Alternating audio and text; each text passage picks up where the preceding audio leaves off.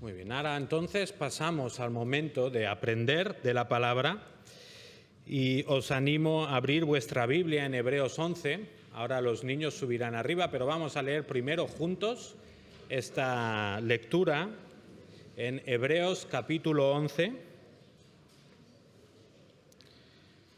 Vamos a leer a partir del versículo 32. Vamos entonces ahora a Hebreos capítulo 11. Versículo 32 en adelante. ¿Y qué más diré? Pues el tiempo me faltaría para contar de Gedeón, Barak, Sansón, Jefté, David, Samuel y los profetas, quienes por la fe conquistaron reinos, hicieron justicia, obtuvieron promesas, cerraron bocas de leones, apagaron la violencia del fuego, escaparon del filo de la espada, siendo débiles fueron hechos fuertes, se hicieron poderosos en la guerra, pusieron en fuga ejércitos extranjeros, las mujeres recibieron a sus muertos mediante la resurrección, y otros fueron torturados, no aceptando su liberación a fin de obtener una mejor resurrección. Otros experimentaron vituperios y azotes, y hasta cadenas y prisiones. Fueron apedreados, aserrados, tentados, muertos a espada. Anduvieron de aquí para allá cubiertos con pieles de ovejas y de cabras, destituidos, afligidos, maltratados, de los cuales el mundo no era digno. Errantes por desiertos y montañas, por cuevas y cavernas de la tierra.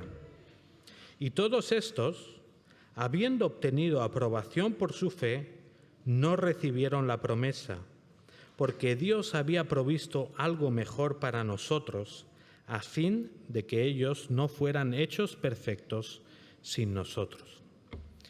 Padre, te pedimos que ahora realmente nos ayudes a comprender tu palabra, nos ayudes a ver pues, qué implicaciones tiene para nuestro día a día, Señor, que tú obres por medio de ella y vayas purificando nuestras vidas, vayas sacando lo que sobra y llenándonos de ti, Señor.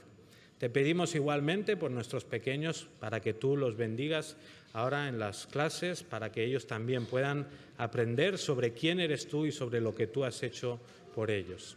Te pedimos que nos dirijas en el nombre de Jesús. Amén. Y vamos a Hebreos capítulo 11.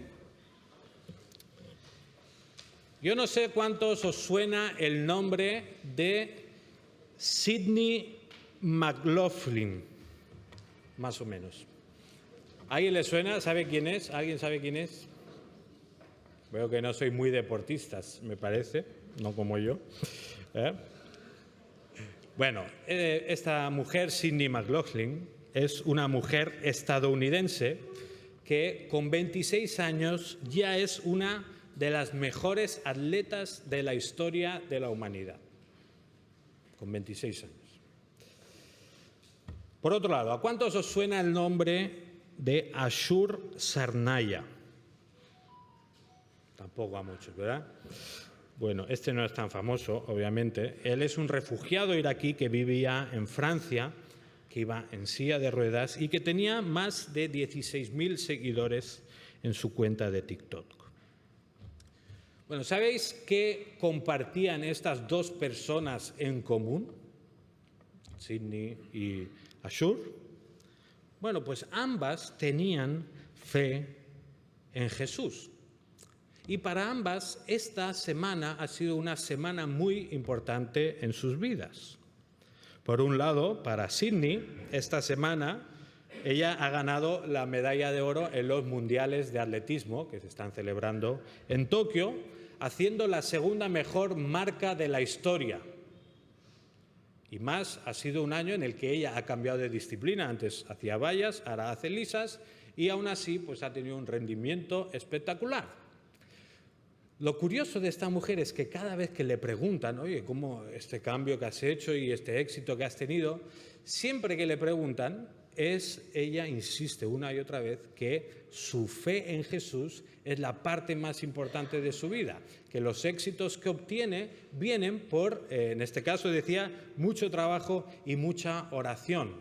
y casi que hasta es incómodo para los periodistas hacerle más preguntas porque una y otra vez está hablando de Jesús.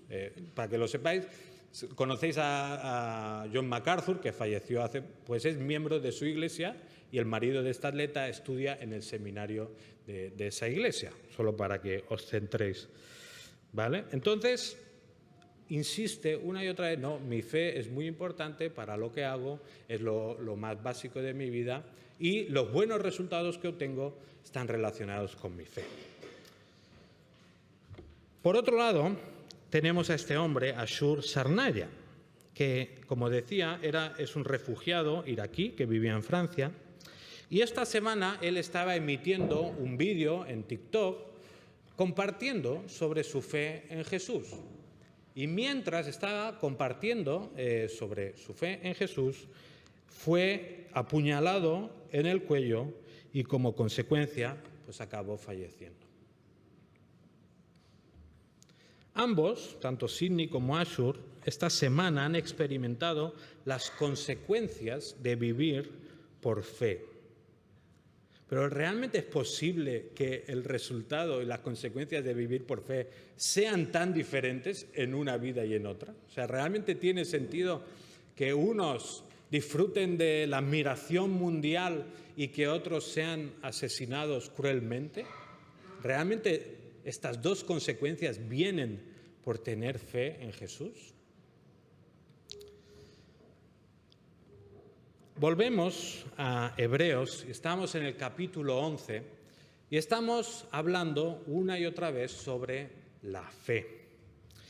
Ahora, vamos a hacer un examen rápido porque ya este párrafo lo he repetido tantas veces el año pasado y este año que voy a ver si os acordáis de algo. La carta a los Hebreos, ¿a quién va dirigida? Bueno, lo acabo de decir, pero ¿quién eran los hebreos? ¿Quién eran? Sinvergüenza, que sé que sabéis mucho. Vale, era un grupo que se había convertido y que venían de trasfondo judío, ¿vale? Eran cristianos, pero provenían de un trasfondo judío. ¿Cuál era el tema principal de la carta? ¿De qué va esta carta a los hebreos? Ya llevamos un año estudiándola. Si tuviera que decir una frase, la carta a los hebreos va de... Vale, está preveniendo el volver a lo antiguo, pero les está diciendo que Jesús es lo mejor. Jesús es superior a todas las cosas. Yo sé que lo sabéis, pero solo es por vergüenza, que no lo decís, por supuesto. Ahora, ¿por qué se les escribe esta carta? Porque están tentados a volver al judaísmo. Están sufriendo algunas cosas y están pensando, pues quizá nos hemos equivocado, entonces voy a volver para atrás y me voy a refugiar en lo que ya conocía, ¿no? En ese judaísmo, esos rituales, esas cosas que me hacían sentir seguro. Bueno, ahora estamos en el capítulo 11 y en este punto el autor está presentando una y otra vez ejemplos de la Escritura donde vemos que los santos de Dios vivían por fe. Una fe que, como dice el capítulo 10, preserva el alma. Y lo que pretende con tantos ejemplos es animarles y empujarles a no mirar atrás, sino a seguir corriendo la carrera de la fe. Aunque fuera difícil, aunque hubieran problemas, cosas complicadas, ellos estaban llamados a seguir a Jesús hasta las últimas consecuencias. Vivir por fe era mejor que volver a una religión judía que realmente se quedaba a medias e incompleta después de la revelación más grande y sublime de Dios, la revelación de su Hijo Jesús. Al final de este capítulo 11, vamos a ver cómo el vivir por fe nos puede llevar a experimentar dos tipos de escenario muy distintos a corto plazo, pero que vivir por fe es nuestra única esperanza para la eternidad. Primero vamos a ver estos dos escenarios a corto plazo, ¿no? Las consecuencias de la fe. ¿Qué puede pasar cuando vivimos por fe? Pues por un lado vemos que el vivir por fe nos puede llevar a disfrutar de victorias. Dice el versículo 32, ¿y qué más diré?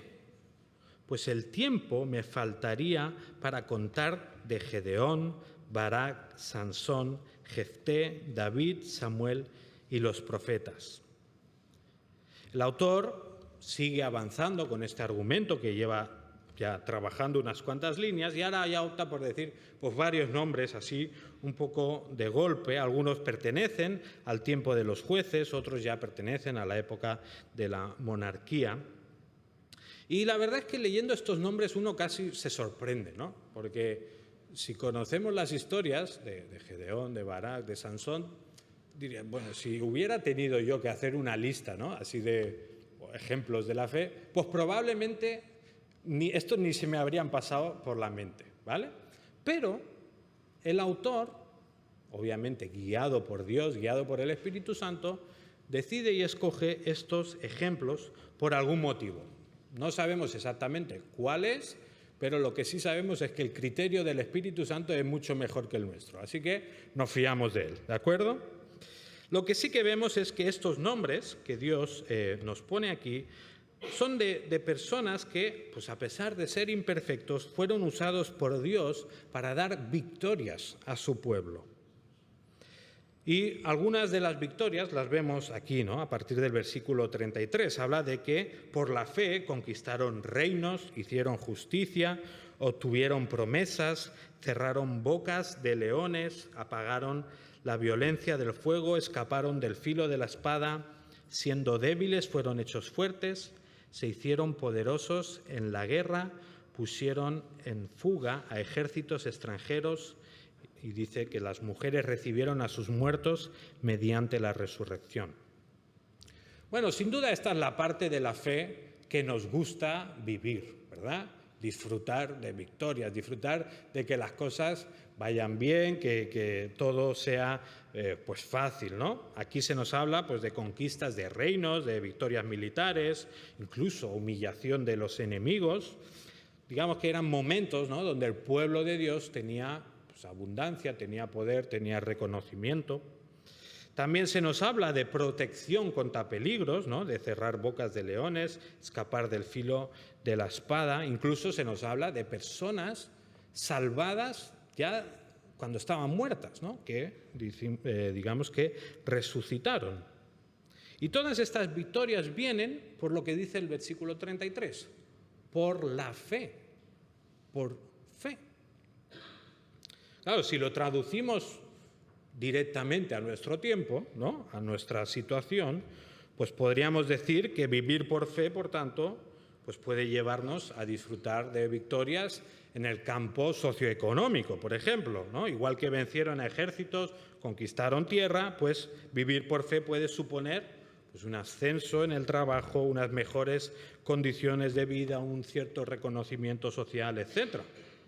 También podríamos decir, ¿no?, que en el apartado de la integridad física, vivir por fe puede suponer la recuperación de una enfermedad complicada, puede suponer, bueno, incluso mortal, como habla aquí, ¿no?, resucitar, puede suponer pues el vivir sano, el no tener problemas, etcétera, etcétera. Vivir por fe puede suponer esquivar también ataques del enemigo, peligros terrenales, etcétera. Vivir por fe, entonces, puede hacernos disfrutar de este tipo de victorias. Y casi que a veces parece que nos da un poco de miedo, como decirlo en voz alta, ¿no? Oh, vivir por la fe te puede ayudar cosas buenas en la vida. ¿Es lo que enseña la Biblia? En parte, en parte. Aquí, en este capítulo 11, se nos está señalando, ¿no?, como por la fe estas personas obtuvieron determinadas victorias. Es evidente entonces pensar que nosotros, por la fe, también podemos obtener determinadas victorias. Ahora, ya sabéis que hay un asterisco volando, ¿verdad? Ya os lo leéis y decís, vale, sí, esto es verdad, pero,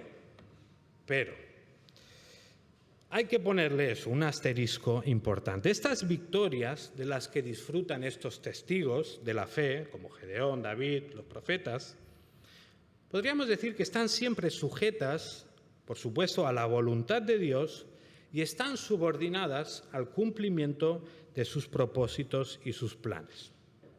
Bueno, ¿qué quiero decir con esto? Estas victorias temporales no son un fin en sí mismas. Si David vencía y conquistaba terreno al enemigo, el propósito más grande y principal no es que David tuviera una buena vida y que el pueblo viviera en abundancia y ya está.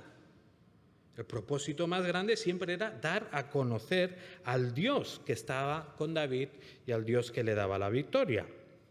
Cuando Daniel sobrevive en el foso de los leones, cuando sus amigos sobreviven a ese horno de fuego, el propósito principal no es necesariamente que estén vivos y aguanten unos años más, sino que hay un propósito más grande detrás de ellos, que es que, en este caso, en un tiempo muy concreto de la historia del pueblo de Israel, estas personas tengan un ministerio concreto y sirvan para el cumplimiento de los planes de Dios, podríamos decir así, con miras amplias.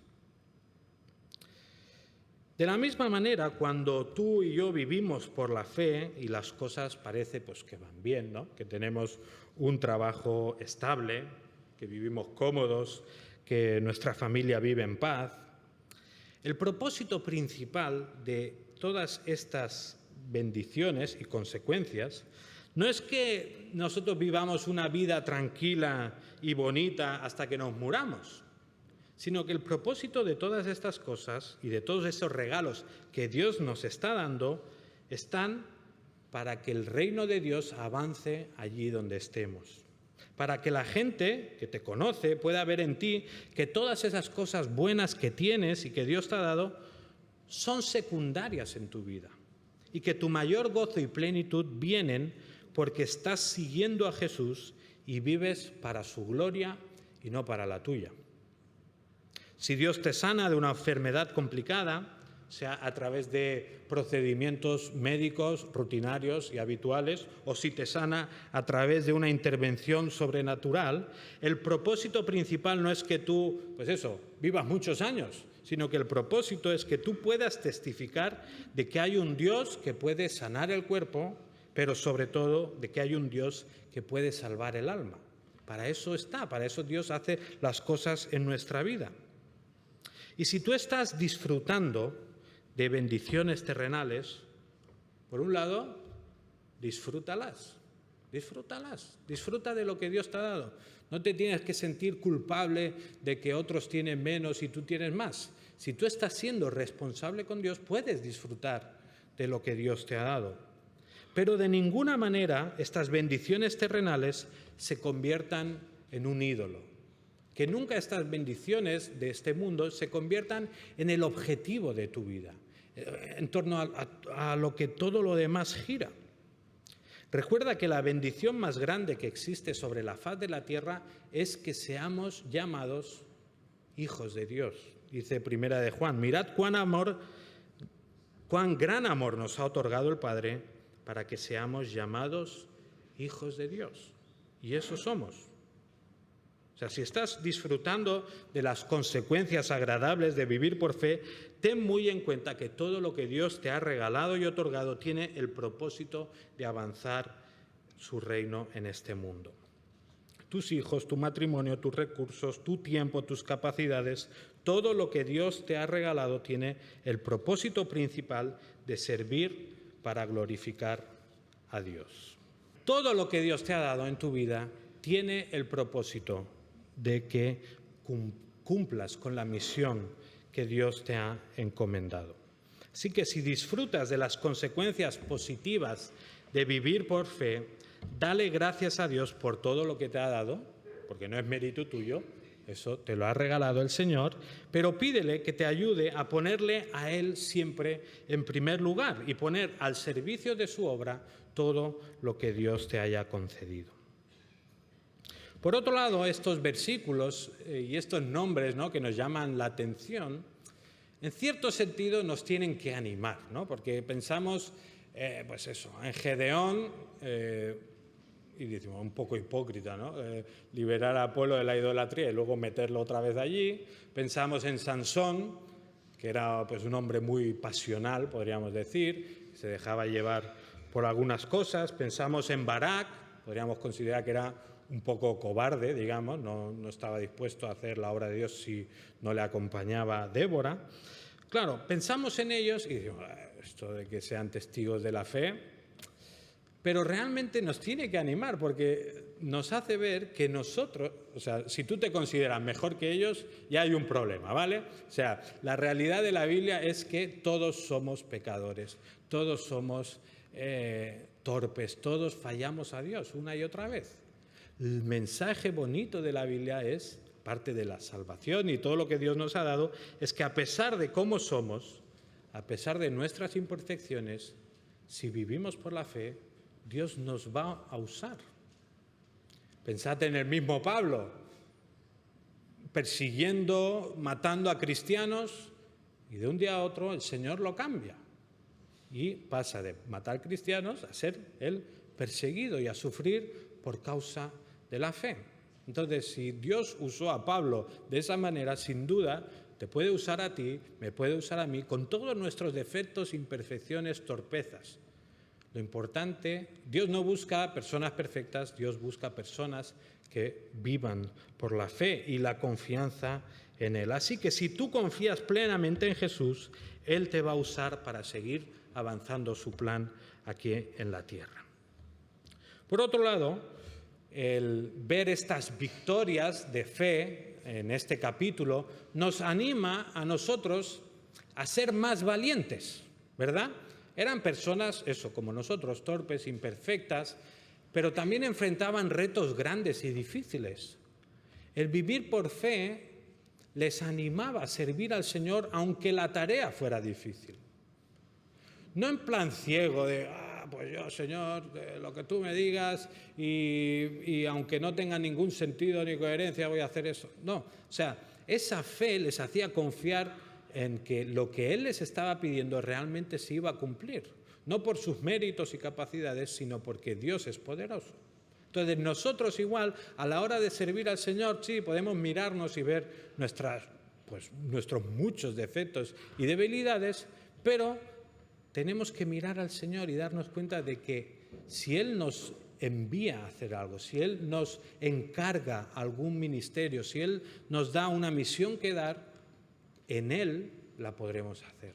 Viviendo por fe la podremos hacer. Así que yo te animo a que vivas por fe, que disfrutes de las victorias y de las cosas buenas que Dios te da, pero sobre todo que seas capaz de todo eso que te da, ponerlo a su disposición y ser valiente para servirle. Igual que lo fueron estos, igual que lo han sido muchos a lo largo de la historia. Bueno, esta es una de las consecuencias de vivir por fe. Podríamos decir, disfrutar de victorias y como sabemos, pues es la que más nos gusta. Ahora, el texto sigue y nos damos cuenta de que pues no todo es un camino o un jardín, un camino de rosas o jardín de rosas, lo que sea. ¿Un jardín? Vale. El otro lado, el otro escenario, la otra consecuencia de vivir por la fe es experimentar sufrimiento. Y esto lo vemos a partir de la mitad del versículo 35. Dice que otros fueron torturados no aceptando su liberación a fin de obtener una mejor resurrección. Otros experimentaron vituperios y azotes y hasta cadenas y prisiones. Fueron apedreados, aserrados, tentados, muertos a espada. Anduvieron de aquí para allá cubiertos con pieles de ovejas y de cabras, destituidos, afligidos, maltratados, de los cuales el mundo no era digno, errantes por desiertos y montañas, por cuevas y cavernas de la tierra. Bonito panorama, ¿verdad? Así que les está animando a perseverar en la fe, pero un párrafo así, pues a cualquiera de nosotros quizá nos dejaría un poco, no sé, con ciertas dudas. Pero lejos de querer transmitir una imagen desequilibrada y triunfalista de las consecuencias de vivir por la fe, el autor nos da la otra cara de la moneda. Vivir por la fe puede suponer experimentar sufrimiento.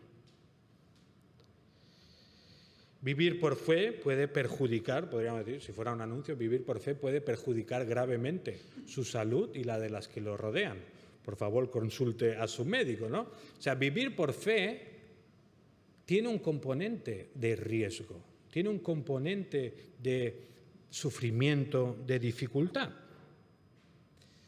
Y no hablamos de un sufrimiento superficial, ¿no? De como cuando pues, tu equipo pierde en algún partido, o cuando no te queda bien la ropa, o cuando estás otra vez en un atasco. No, lo que vemos en estos versículos son sufrimientos reales y profundos, son condiciones penosas de vida, son circunstancias que no, pues que no querríamos pasar seguramente de ninguna manera. En estos casos que se nos describen aquí hablamos, por ejemplo, de sufrimiento en cuanto a escasez, ¿no? Necesidades básicas no cubiertas. Vemos gente sin hogar, condiciones precarias, viviendo en cualquier sitio, quizás sin el alimento y la ropa que necesitaban.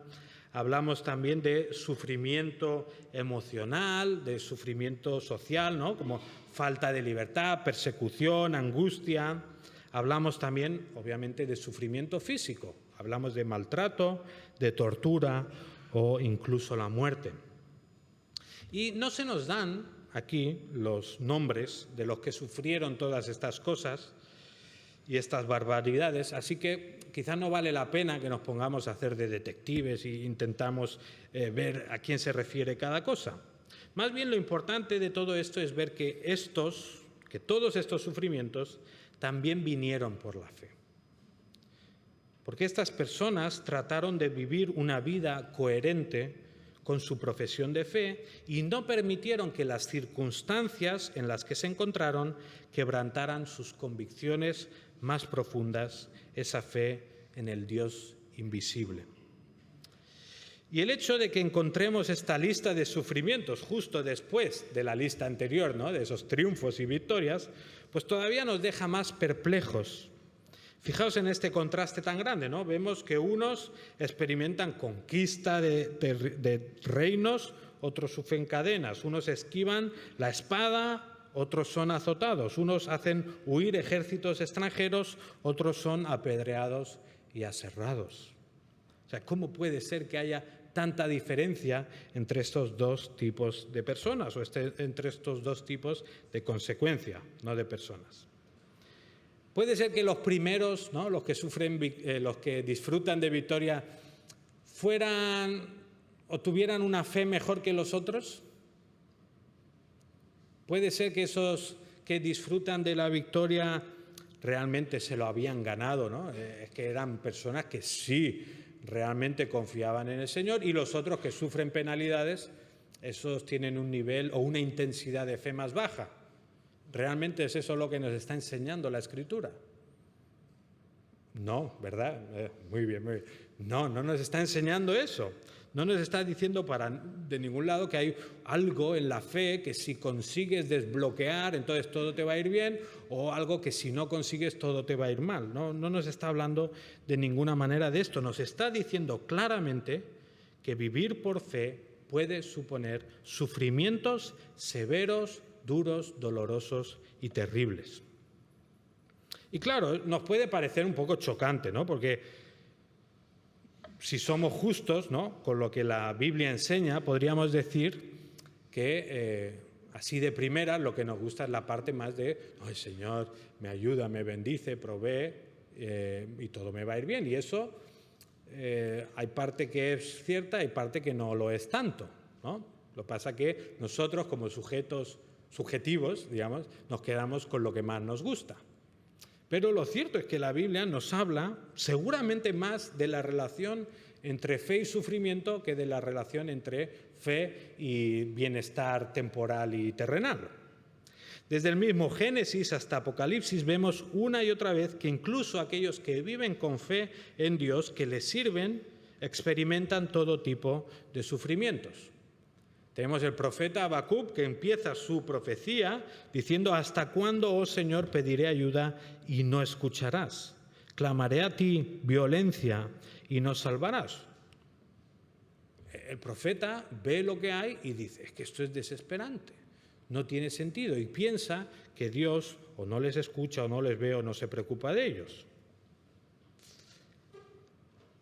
A veces incluso puede pasar, y vemos en la Escritura, que no solo es que no le vayan bien las cosas a los que tienen fe, sino es que además a los que no tienen fe, las cosas les van bien, les van mejor, prosperan. Por ejemplo, Salmo 73:12 dice, «He aquí, estos son los impíos, y siempre desahogados han aumentado sus riquezas.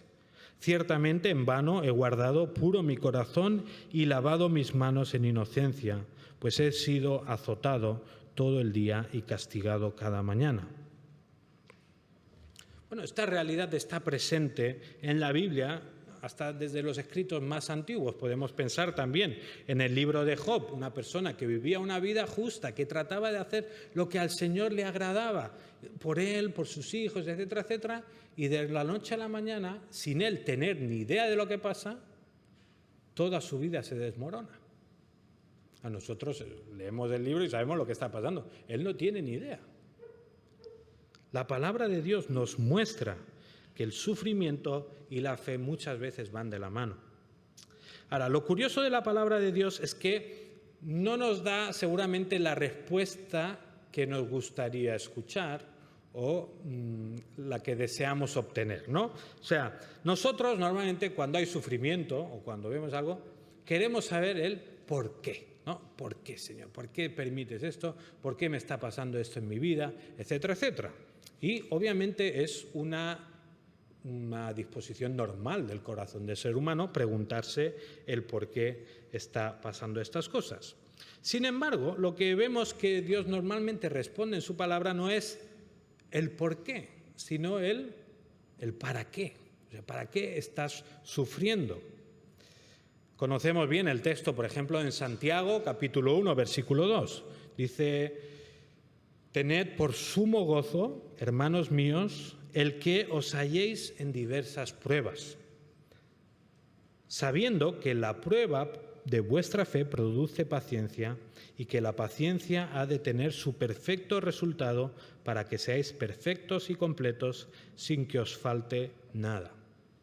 Bueno, este texto clarísimamente nos muestra que la fe no es incompatible con el sufrimiento y que el sufrimiento, por muy inexplicable que sea para nosotros, tiene un propósito divino en nuestra vida. Santiago nos habla de paciencia, luego veremos que Pedro también nos habla de que nuestra fe es purificada como el oro. Pablo nos dirá que nos gloriamos en las tribulaciones porque éstas producen en nosotros paciencia, carácter probado, esperanza.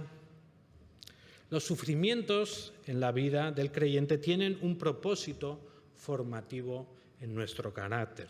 Estamos siempre volviendo al mismo texto, pero Romanos 8:28 nos lo dice tan claramente, pues que no podemos ignorarlo. Y sabemos que a los que aman a Dios, todas las cosas ayudan, cooperan para bien. Y luego sigue diciendo esto es para los que son llamados conforme a su propósito. Y luego seguimos leyendo y descubrimos que este buen propósito, este bien deseable para los que aman a Dios es ser conformados a la imagen de su Hijo. Este es el objetivo de Dios con todo lo que ocurre en nuestra vida, con las cosas buenas, pero también con las cosas malas, conformarnos a la imagen de Jesús. O sea que nuestras pruebas, nuestros sufrimientos, estas consecuencias difíciles de vivir por fe, tienen el propósito de transformarnos aquí y ahora, de hacer algo en nosotros para que cada vez seamos más como Jesús. Pero es que no se queda allí la Biblia, sino que también nos habla la palabra de Dios que ese sufrimiento y esas cosas por las que tenemos que pasar tienen un propósito ahora, pero a la vez tienen un propósito eterno. Dice 2 Corintios 4:17, el apóstol Pablo está hablando de los problemas, dice, esta aflicción leve y pasajera nos produce un eterno peso de gloria que sobrepasa toda comparación al no poner nuestra vista en las cosas que se ven, sino en las que no se ven. Porque las cosas que se ven son temporales, pero las que no se ven son eternas. O sea, podríamos decir de alguna manera, nuestra eternidad se ve afectada positivamente por nuestras aflicciones que el apóstol cataloga como leves y pasajeras, que producen en nosotros un eterno peso de gloria. Está muy claro entonces que en toda la Biblia fe y sufrimiento no son incompatibles, más bien son, no sé si hermanos o primos, son muy cercanos. No podemos ignorar esta relación. Ahora, si volvemos al pasaje en Hebreos 11, vemos que el sufrimiento del que el autor nos habla concretamente es de ese sufrimiento que viene de vivir por fe. ¿De acuerdo? En el mundo casi todo el mundo sufre, sean creyentes, no sean creyentes, ¿vale? O sea, que nadie se vaya pensando esta mañana, los cristianos sí que sufrimos, el resto del mundo no sufre. No es el mensaje de la Biblia, ¿de acuerdo? Lo que nos enseña la Biblia es que el sufrimiento de los cristianos tiene un propósito. No es gratuito, no es en vano, no es porque sí, punto. El sufrimiento que los hijos de Dios padecen tiene este propósito del que hemos hablado, pero además hay una especie de sufrimiento que viene especialmente por ser creyente. Se ha hablado en la introducción de este refugiado iraquí en Francia que es asesinado. ¿Por qué? Por estar hablando de Jesús en su canal de TikTok. Hace unas semanas, también sabemos, en Estados Unidos, en este caso Charlie Kirk, un activista político, pero también creyente, pues al final le pegan un tiro. ¿Por qué? Pues porque está defendiendo las implicaciones morales de lo que él cree que la Biblia enseña. Entonces, hay un sufrimiento que es por seguir a Cristo. Hay un sufrimiento que viene especialmente por vivir por la fe. Y ese es el tipo de sufrimiento del cual está hablando el autor. Ahora, como os decía antes, si el propósito del autor es animarles a perseverar en la fe, ¿para qué pone esto? ¿No? Se podría haber quedado en el versículo 31, acabar ahí el capítulo y todos contentos, ¿no? Entonces sí que los convence seguro de que pues ya van a seguir perseverando. ¿Por qué menciona esto al final? Bueno, lo más probable es que lo menciona porque estos cristianos judíos ya estaban experimentando sufrimientos, ya sabían lo que era padecer por culpa de la fe. En el capítulo 12 lo que vamos a ver es que dice que todavía no han sido como matados, no han llegado a derramar sangre, pero en otros versículos vemos que pues, se les habían robado cosas, que habían perdido posesiones, que habían sido pues, maltratados o tratados injustamente, etcétera, etcétera. O sea, estos cristianos hebreos ya estaban sufriendo por causa de la fe. Y lo que el autor quiere es que entiendan que el vivir con fe no es incompatible con el sufrir. O sea, les está dando todos estos ejemplos del Antiguo Testamento para que ellos reconozcan en su propia vida si estoy sufriendo por la fe, no necesariamente significa que me he equivocado al seguir a Cristo. No necesariamente significa que tengo que volverme a lo de antes, donde no sufría nada, donde estaba tranquilo, con mis sacrificios, mi sumo sacerdote, etcétera, etcétera. El autor les está haciendo ver que el sufrir por la fe también es algo muy antiguo y por eso también ya empieza con Abel, que fue matado, ¿no?, por esa ofrenda que hizo por la fe.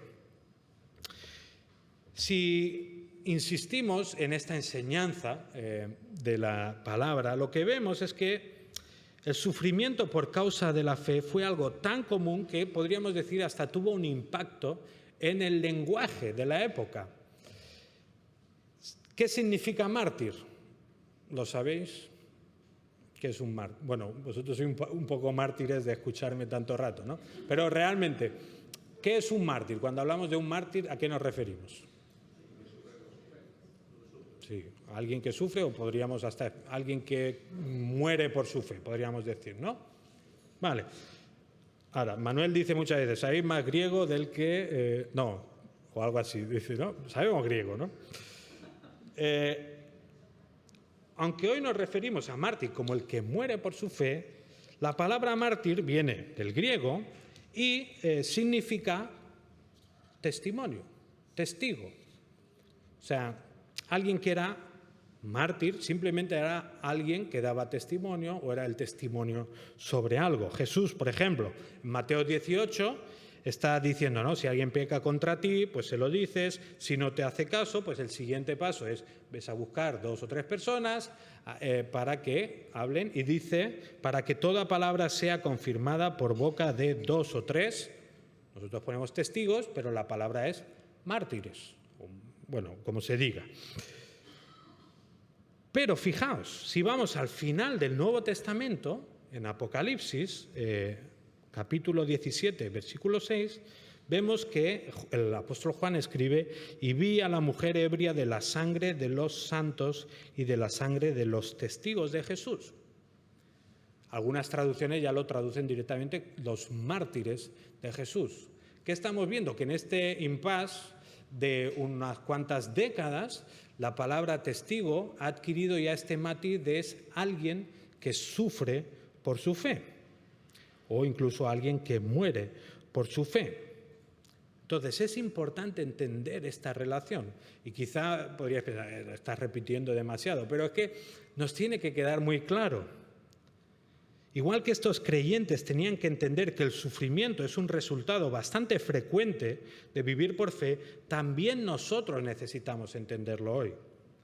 Porque sí, quizás sabemos la teoría, ¿no? Y bueno, ya me lo han dicho en la iglesia, ya lo sé, pero a la que las cosas nos van un poco mal, nuestra tendencia pecaminosa es, me alejo de Dios, o Señor, tú te estás olvidando de mí, o no quiero saber nada porque las cosas no van exactamente como quiero. Es importante que entendamos esta diferencia porque hoy en día, desgraciadamente, por todo el mundo se está expandiendo pues una forma de entender la fe que no tiene nada que ver con lo que la Biblia enseña. Seguro que habéis escuchado lo del Evangelio de la Prosperidad, ¿no? De que el deseo máximo de Dios es bendecirte todo lo que puedas, que vivas aquí en abundancia, con todos tus deseos satisfechos, y si no lo consigues es porque no tienes fe. Si no te sanas de esta enfermedad es porque no tienes suficiente fe o porque no has hecho el truco de la fe para que Dios te libere o se rompan las cadenas, no sé qué. Eso, desgraciadamente, cada vez se está enseñando más y más por el mundo. Ahora, hay 2 motivos por los cuales se puede enseñar eso. Uno es por pura ignorancia bíblica. Alguien que no tiene ni idea de la Biblia y lo dice porque le parece. Desgraciadamente, en muchos casos viene por malas motivaciones. Porque la persona quiere engañar, porque la persona quiere aprovecharse de la ignorancia de otros para sacar un beneficio propio. Sea cual sea el motivo, los dos están mal. La Biblia no enseña que la fe es una burbuja que te protege del sufrimiento. Y como digo, tenemos que entenderlo muy bien porque es parte de nuestra vida. Estoy hablando más del sufrimiento que de las victorias porque es lo que nos encontramos más habitualmente.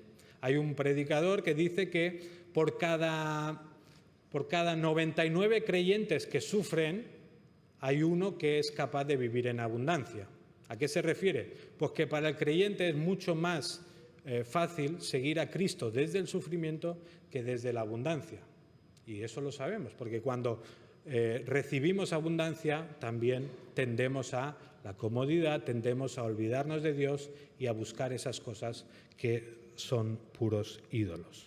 El sufrimiento es hoy todavía una realidad muy clara y evidente en la vida de los seguidores de Cristo. Este lunes 15, nuestro hermano Daniel Nuño, decíamos, falleció en este caso en Arcos de la Frontera y lo hizo después de una vida larga, 91 años y pico, una vida donde, pues, obviamente no fue todo fácil, que nadie se piense que... Pero fue una vida donde disfrutó de una mujer, de unos hijos que le querían, disfrutó de servir en la iglesia, de servir con sus dones. Para mí una de las imágenes más bonitas era estos últimos años, cuando entraba en la sala y ver la sonrisa que tenía, que era enorme, de oreja a oreja, porque estaba aquí con sus hermanos. Vivió y disfrutó de las victorias del Señor. Este mismo lunes, día 15, mientras nuestro hermano Daniel Nuño fallecía, 80 cristianos eran asesinados, en este caso en República Democrática del Congo, a manos de las ADF, un grupo yihadista. Dice la noticia, la matanza tuvo lugar durante un funeral cristiano en Ntoyo. Las víctimas fueron sorprendidas en una ceremonia fúnebre alrededor de las 9 de la noche y la mayoría de ellas fueron asesinadas con machetes. Otras fueron asesinadas a tiros. Los terroristas quemaron unas 30 casas y otras propiedades cristianas antes de marcharse. Este sufrimiento y dolor de estos creyentes de República del Congo ¿es de casualidad o viene por causa de su fe? Viene por causa de su fe, porque son hijos de Dios, porque profesan fe en Jesucristo. La fe en Jesús no es una burbuja, como decíamos, que nos aísla de los males de este mundo. Y si entendemos esto, seremos muchos más capaces de perseverar en la fe.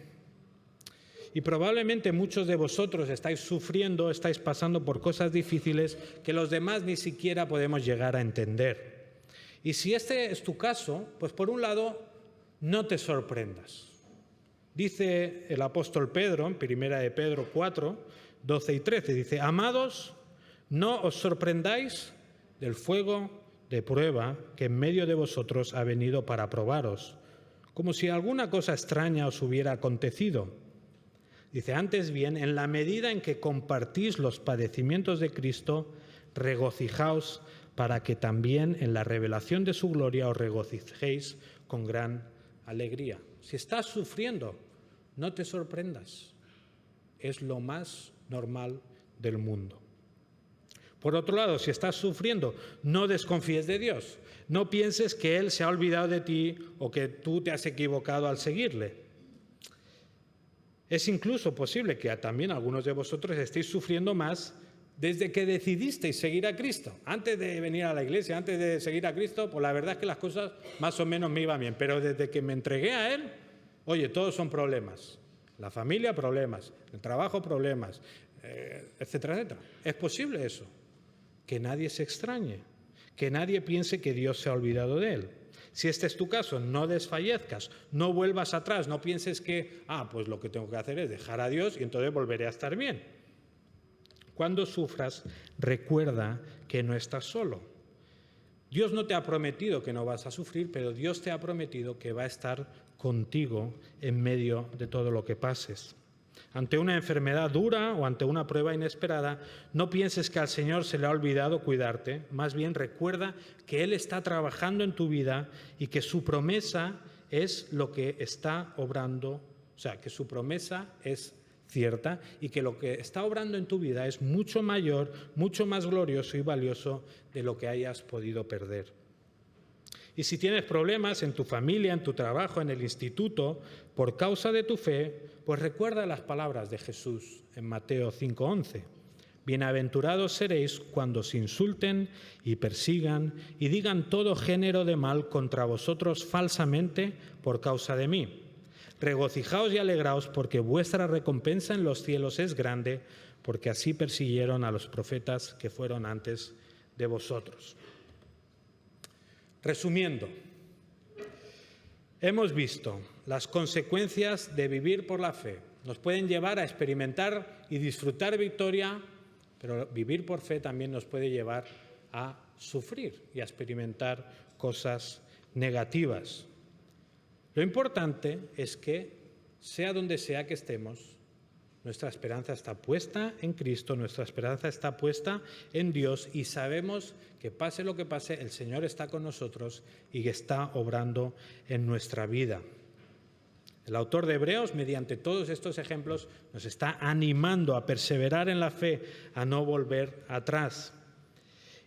Y aunque pueda parecer un poco confuso hablar del sufrimiento, acaba diciendo en el versículo 39 y 40, Dice, y todos estos, habiendo obtenido aprobación por su fe, no recibieron la promesa, porque Dios había provisto algo mejor para nosotros, a fin de que ellos no fueran hechos perfectos sin nosotros.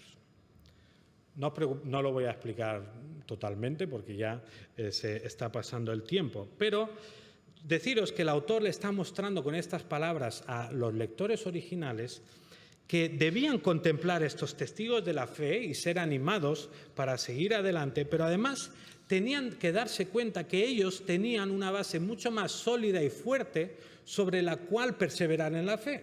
Porque estos antiguos que fueron aprobados por su fe sabían algo de Dios, pero no sabían casi nada en comparación con lo que estos hebreos conocieron. Abraham, Gedeón, David, todos estos confiaban y sabían que Dios era Dios y que Él pues había prometido que en algún punto de la historia iba a hacer algo definitivo en favor de su pueblo. Pero no sabían exactamente el qué. Los hebreos, los receptores de esta carta, y por extensión nosotros mismos, tenemos una fe mucho más sólida y fuerte, o sea, un fundamento mucho más sólido y fuerte, porque sabemos qué es lo que Dios iba a hacer, porque ya lo ha hecho. Porque Dios envió a su Hijo Jesús a este mundo, se encarnó, se hizo como uno de nosotros, vivió una vida perfecta y Él entregó a su Hijo perfecto a morir por nuestra maldad, a morir por nuestros pecados. Entonces nosotros ya sabemos y tenemos fe porque creemos en lo que Dios ya hizo. Porque sabemos que en Cristo toda nuestra maldad ha sido perdonada, pero además, por medio de su resurrección, podemos tener la confianza plena de que nosotros tendremos la vida eterna si vivimos por la fe. Te animo a que consideres que tú tienes una base totalmente confiable sobre la cual depositar tu fe en Cristo. Jesús resucitó. Jesús venció a la muerte y es por esa resurrección que nosotros podemos estar seguros de que un día estaremos con Él, que un día disfrutaremos de todas las promesas que Él ha hecho a sus hijos en la Escritura. Así que no importa tanto si hoy estás disfrutando de victorias o si estás experimentando sufrimiento. Al final, el vivir por fe nos va a llevar a disfrutar plenamente de nuestro Señor Jesús. Así que te animo una vez más a que consideres, si no lo has hecho ya, deposita completamente tu fe en Cristo y confía que lo que Él ha hecho por tu salvación es suficiente y ya no tienes que añadir nada más. Vamos a orar, vamos a responder en oración. Un par de hermanos, si podéis orar y dar gracias.